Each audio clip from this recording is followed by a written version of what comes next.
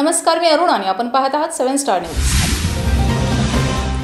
जळगावमधून railway दुर्घटनेची दुर्दैवी माहिती समोर आली आहे। पाचोरा रेल्वे स्थानकाजवळ पुष्पक एक्सप्रेसमधून प्रवाशांनी उड्या मारल्या।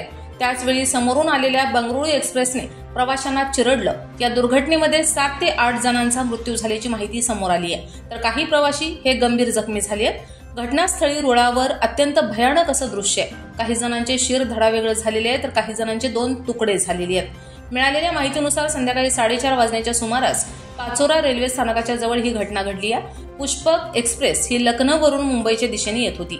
परधारे गावाजवळ पोहोचले असता एका बोगीतून चाकाखालून धूर येत असल्याचं निदर्शनास आलं।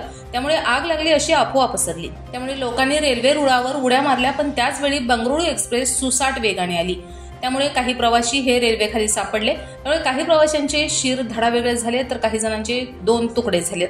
काही जणांनी पुलावरून उड्या खाली मारल्या।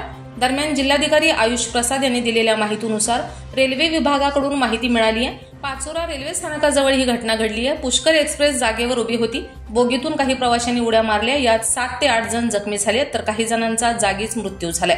ही घटना 4:20 सुमारास घडली आहे। घटनास्थळी 8 रुग्णवाहिका रवाना झाल्या। घटनास्थळी 1 रुग्णवाहिका हजर आहे। जखमींना तातडीने शासकीय रुग्णालयात दाखल केलं जाते।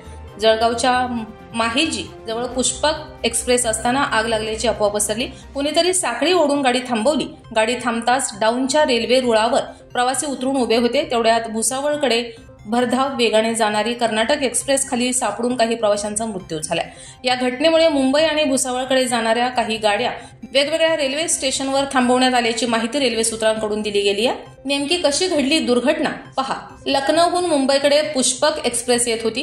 कुणीतरी चेन खेचली, त्यामुळे पुष्पक एक्सप्रेस ही पाचोरा रेल्वे स्थानकाजवळ असलेल्या परधारे गावाजवळ उभी होती। त्याचवेळी काही प्रवासी हे रुळावर येऊन उभे होते।